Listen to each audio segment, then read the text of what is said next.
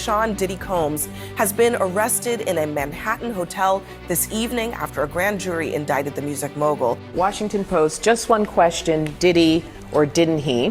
What are they now trying to do with these witnesses in order to prove the sex trafficking and racketeering?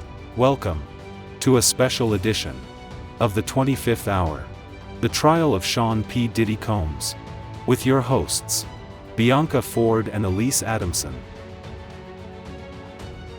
Hi, welcome back to another episode of the 25th Hour. We're your hosts, Bianca and Alyse. And we are back unplanned because of the updates in the Diddy deliberations. So if you're following, you know that there have been a couple of notes. Yesterday, there was a note from the jury that one juror in particular could not follow instructions. I believe it was juror number 25, who's identified as some sort of scientist who's about 51, white male who identifies as gay.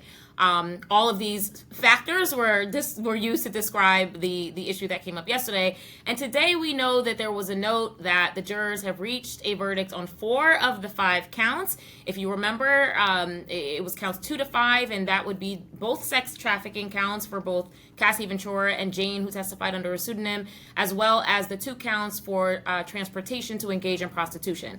The count they have not yet reached a verdict on, shocker, right, is the extremely complex RICO charge. I don't think anyone who's been following is surprised about this at all. But that's where we are, and this just in, so we just wanted to come and have this conversation. I'm on a work trip. Alyse has to reschedule hair appointments. I mean, we are here for y'all. Girl, first of all, I already know I'm not looking my best, okay? It's been a crazy day. Beautiful. You are naturally beautiful. Well, you're very sweet, but doing my day job and following this damn trial. I mean, I'm like glued to the updates. And then when I heard verdict, I was in my car driving my kids back from swimming lessons, and I was like, oh shoot, I thought I had to be home in like 5 minutes. Now I drove very safely because I am a rule follower, but that just made it worse because I was like, I got the kids in the car, I got to go to the speed limit. I thought that they were going to announce it, but they didn't. Right? Because this is what's known as a partial verdict or a split verdict.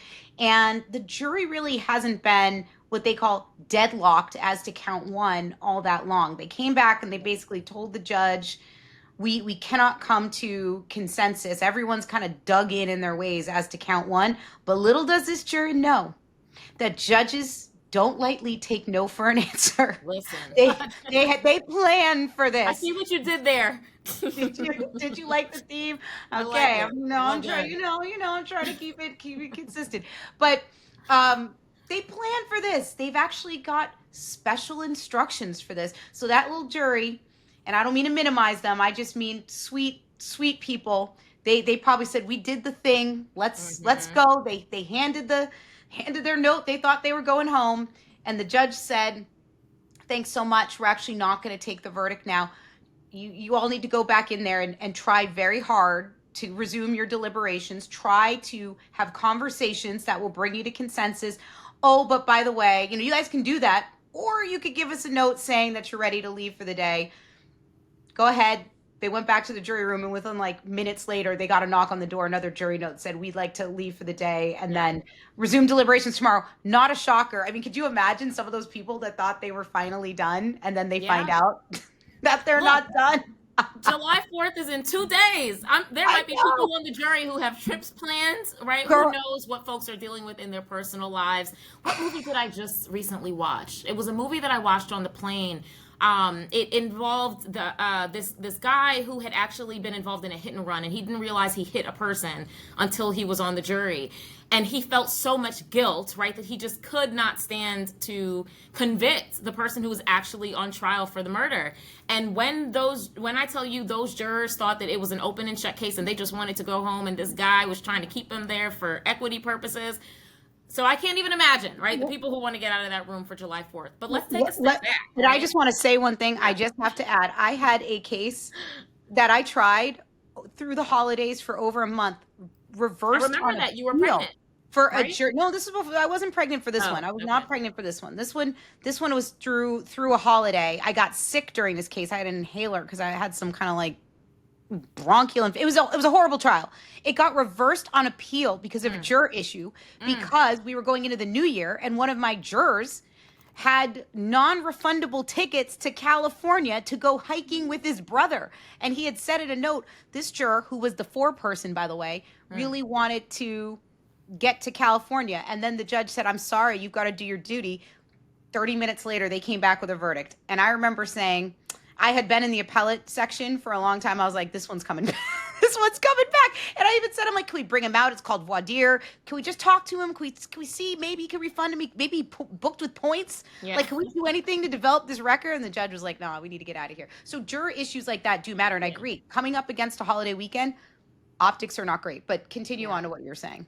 Yeah, I was just gonna, talk a little bit about the rules behind the playbook here, right? We talked about instructions in that way before, and here the judge had a couple of options. The judge could have taken the partial verdict and issued, declared the jury deadlocked, which there was no way he was gonna do. This is a complicated case. They got the case yesterday. It hasn't even been a full, I guess it's been 2 full days of deliberations. There was no way that was going to happen. He could have taken the partial verdict and sent them back to deliberate. He didn't do that either, right? We don't know what the jury decided on those 4 counts where they have reached a verdict. What he did was he acknowledged the verdict on the record, and I think you're right. I think he sent them back, but I couldn't tell from the media reports whether he's planning to give them a charge in the morning or whether he's already sent them back to deliberate. I know that one of the prosecutors requested a modified Allen instruction, right? Because as you mentioned, there are rules for this. This is something that is foreseeable, that the jury might have some trouble coming to a conclusion. And what they said, what the parties do in this instance is they're parsing the language. What exactly did the jury say? And in this case, the note described unpersuadable views, right? So the court has to decide how close is this to a deadlock instruction. Obviously, both sides want finality. The defense wants to avoid coercion, ironically, right? We don't want to coerce the jury into reaching a decision, because that is an appealable issue, like as you mentioned. Coercion is a real thing. Coercion is a real thing, even though defense doesn't think it is. Now they're understanding it's real. Now we understand the importance, right, the significance of coercion. And both sides, I would think, want to avoid a mistrial, because there is such a benefit to finality for a case like this. If this case is retried because of a mistrial on count 1, Diddy's going to sit in jail the entire time, right? Or maybe there's a chance he'll be released, right? Like, I think that, who knows? But the mistrial on count 1, there could be convictions on 2 through 5. So that part, right? Sitting in jail waiting for his retrial on that count. Yeah. So it's really fascinating. And I just want to say, like, obviously we're a little hype and energetic about it because we love the strategy behind it. We once were, in court doing this ourselves. And you, I guess, sometimes still make it into court. I don't make it into court as much anymore. So, to sit back and sort of look at it and analyze it, it's a part of our careers that we love. So I don't want you to take our excitement as, not understanding or diminishing the significance of what's happening here, but it really is just the energy behind this thing that we both have a significant love for, and that's trial. Yeah, I mean, I think of us like sportscasters right now. We're just getting kind of excited for the game. I mean, this is just...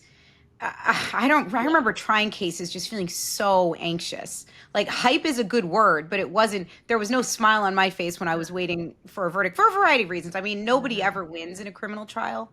You don't celebrate sending someone to prison. You're happy that you've delivered justice to your victims. But it's not something that you celebrate, but you do have a lot of energy because you have that anxious, you're like, did I prove my case? Did this jury get it? And I mean, with respect to the count 1 of the RICO, it's clear some of the jury didn't get it. And we talked about that over and over again. There are more counts than not, though, that they have resolved. That's 2 through 5. I think they were easier to understand. That's the sex trafficking, as you said. That's the prostitution. Personally, we talked about this. I don't like giving predictions. It's very hard, but I do think 4 and 5, if they acquit on counts 4 and 5, I'd be surprised. And now I would really be surprised, because now we know there are some people who are hell bent on a conviction for RICO. So I'm like, if you have a group, a faction of individuals who are ready to convict on that RICO, which involved finding a corrupt enterprise, finding predicate racketeering acts. Yeah. I don't know how you could not have found that Combs had engaged in this transportation of prostitutions to engage in commercial sex acts. Like that seemed to me to be the low-hanging fruit here because we know he paid the escort. So I think we are going to see convictions at least on those 2 counts. Now, with respect to the sex trafficking, I was always worried about the RICO because I'm like, complicated, novel use, ordinary people are going to have a hard time. Like I just knew that, common sense. But the sex trafficking was different, and you and I have talked about this because the testimony was so powerful. It obviously made out the elements, but this counter narrative, I think, resonated for some people. We saw, we hear a lot of people in the media debating it and people and their hot takes. And those people are not different than jurors. We all interpret things differently, and it's about credibility. It's if you don't believe some of the things that these witnesses said, then there's reasonable doubt. If you believe everything that they said, then the prosecution has proven their case. And I really do hope that they believed these victims because, they seemed very credible to me. I was not in the courtroom, but from what I read, and then Cassie Ventura especially, who had made these same allegations in a civil suit, she'd already been paid. Yeah. She already got her payday, and she was still putting herself out there testifying under her own name in court, revealing the most traumatic and humiliating aspects of her life. Why else would she do that? She re-victimized herself to seek justice. So I hope they do the right thing, and I hope we get some convictions on those counts too. Yeah, and as we talked about, it would be difficult to see a conviction for either Cassie or Jane and not both of them, right? Based on how the evidence came in, based on the closing statement of the prosecution, I would be extremely surprised, and I would think that the jury had only attempted to split the baby if there was a conviction on one and not the other. But when you think about the fact that, as you mentioned, right, we have some jurors, we actually don't know how many, we don't know what the split is on count 1 at this point, right? But at least some or one believes that the RICO elements have been met. And when you think about what you just described, the enterprise, the impact in commerce, the fact that the defendant was involved, we just have those 2 predicate acts. So if you imagine that there was a conviction on sex trafficking, right, that's one of the predicate acts. We need only find one other. And when I tell you the bribery was like, come on, hands down. So it kind of makes me question whether or not the sex trafficking counts have been, what the situation there is, if it's a conviction or acquittal. But I will say I completely agree with what you said before, which is we don't say win or lose, right? For the reasons that you described. I've written about this. I think that when you think about, when especially on the prosecution side, when you're using the terms win or lose, you're really sort of not thinking about the holistic view of the case and the significance of the work that's being done. So we'll continue to watch this and see what happens. And I'm sure there's going to be an update tomorrow because we've had one every day since the liberation started. Listen, I'm going to be glued to my computer for these updates as soon as this verdict is read. And I suspect we'll be right on back here. Hopefully you'll be back, or you'll be joining us from your travels, because we've got to see this to the conclusion. We have to. All right. Well, here we are. Thanks for joining us for another episode of the 25th Hour. If you like what you heard, press the subscribe button so you can stay tuned for our hot takes. We are the Legal 106 and Park 25th Hour podcast. Okay. See you next time.